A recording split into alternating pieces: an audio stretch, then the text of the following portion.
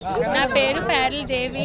వరాహ Lakshmi Narasimhaswamy హుదుత్ housing దగ్గర నుంచి వచ్చాం సార్. మేము మా గత ప్రభుత్వంలోని ఉండేటప్పుడు కలెక్టర్ గారు, ఎమ్మెల్యే గారు అందరూ ఆదేశాల మేరకు అర్హులని చెప్పి మాకు హౌసులు ఇచ్చారు సార్. అక్కడ మాకు హుదుత్లో ఇల్లులు పోయిన ఇల్లులకే ఇచ్చారు సార్. ఇక్కడ మాకు పైనాపిల్ కాలనీలోని ఇప్పుడు 3 సంవత్సరాల నుంచి అక్కడే ఉంటున్నాం సార్ మేము నివాసము. సడన్గా ఈరోజు వచ్చి మాకు కరెంటు మీటర్లు కట్ చేసి మమ్మల్ని చాలా ఆందోళన గురి చేసి మేము ఇల్లులు ఖాళీ చేసి వెళ్ళిపోవాలని అంటున్నారు సార్. కారణం అడిగామనుకో అధికారులు చెప్తున్నారు, మాకు పై అధికారులు చెప్పారు మేము తీసేస్తున్నాము కరెంట్ అని అంటున్నారు. అడ్డుకున్నందుకు మొన్న 3 మీద ఎఫ్ఐఆర్ ఫైల్ చేసి వాళ్ళని స్టేషన్కి తీసుకెళ్ళడం కూడా జరిగింది సార్.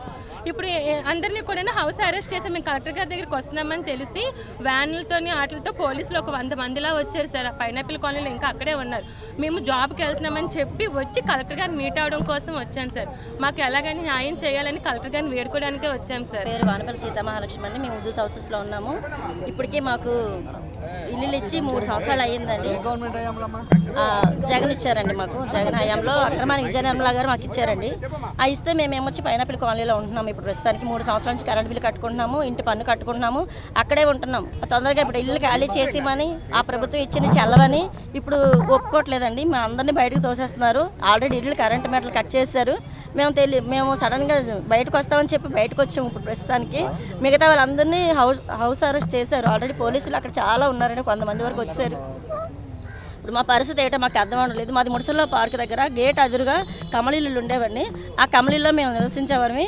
అప్పుడు కమిషనర్ గారు, అప్పుడున్న కమిషనర్ గారు నుంచి ఈ గేట్ ఎదురుగా ఉండి ఇల్లు తీసేయాలి కాబట్టి ఇది గవర్నమెంట్ స్థలం అని చెప్పి మాకు పైనాపిల్ కాలనీలో ఇల్లు అక్కడ మీకు ఆల్రెడీ ఇచ్చారు కదా, మీరు ఖాళీ చేయమని చెప్పి ఇచ్చారు. అప్పుడు ప్రభుత్వం అప్పుడు వాళ్ళు కూడా పేపర్లో కూడా వేశారండి మావి ఇల్లులు. ఇప్పుడు ఏమొచ్చి వీళ్ళు వచ్చి ఇది మీరు అర్హులు కాదు, మీకు ఎక్కడో కొమ్మదిలో ఇచ్చాము ఇల్లులు, అక్కడికి వెళ్ళిపోమని ఇప్పుడు పేచీ పెడుతున్నారండి. ఆ ఇల్లు మేము ఆల్రెడీ క్యాన్సల్ పెట్టుకుని ఈ ఇల్లులు ఇక్కడ అక్రమాన్ని విజయనగరం గారు మాకు ఇచ్చారు. ఇప్పుడు ఏమొచ్చి ఇల్లులు కూడా మీరు అర్హులు కాదని చెప్పి మా ఇల్లు కరెంట్ మీటర్లు కూడా ఇప్పుడు కట్ చేశారు. మాకంటూ నీడ లేదండి. ఏదో గవర్నమెంట్ ఇల్లే ఉంది, ఆ ఇంట్లో ఉండాలని మేము అనుకుంటే ఇప్పుడు ఆ నీడ కూడా లేకుండా చేసి ఇప్పటికిప్పుడు పిల్లలతో మేము ఎక్కడికి వెళ్ళిపోమంటారో మాకు దారి చూపించి అప్పుడు మీరు మమ్మల్ని పంపించేయండి. ముడిసల్లో పార్క్ దగ్గర 8 ఇల్లులు తీసి 8 ఇల్లులు ఇచ్చారండి. మొత్తం 320 ఇల్లులు అండి అక్కడ. అవునండి, 320 మంది అక్కడ ప్రస్తుతానికి లేరండి. కొంతమంది మేము ఉన్న వాళ్ళు, కొంతమంది ఉన్న వాళ్ళని వెళ్ళిపోమంటున్నారు. ఆల్రెడీ అన్ని బ్లాక్లు కరెంట్లు కట్ చేస్తారండి. అందరికీ నమస్కారం అండి. మేము పైనాపిల్ కాలనీ హుదుత్ కాలనీ నుంచి శ్రీ వరహాలక్ష్మి హుదుత్ కాలనీ స్థానికుల సంక్షేమ సంఘం నుంచి వైస్ ప్రెసిడెంట్ సోరాడేశ్వరని మాట్లాడుతున్నానండి.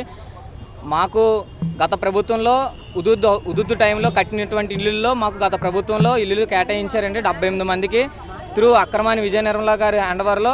ఆ టైంలో ఆయనకున్న పవర్స్ ప్రకారంగా BMRDA చైర్పర్సన్గా డోర్ టు డోర్ క్యాంపెయినింగ్ చేసేటప్పుడు సర్వే ప్రకారంగా ఇల్లులు పోయిన వాళ్ళకి మా మత్స్యకారులకి ఇల్లులు అయితే ఇచ్చారండి. ఇచ్చిన ఇల్లులు అధికారం పోయిన వెంటనే మీరు ఇది లబ్ధిదారులు కాదు అని చెప్పేసి వెంటనే నోటీసులు ఇచ్చి మమ్మల్ని ఖాళీ చేయించడం అయితే 2 సంవత్సరాల కిందటి నుంచి నోటీసులు ఇవ్వడం జరుగుతుంది. ఆ నోటీసులు మీకేవి పేపర్లు లేవని చెప్తున్నా సరే మీరు వినట్లేదని చెప్పేసి ఈరోజు కరెంటు మీటర్లు కట్ చేశారండి. కరెంటు మీటర్లకు సంబంధించి ఒక 2 నెలల క్రితం నోటీస్ అయితే ఇచ్చారు APDLలు.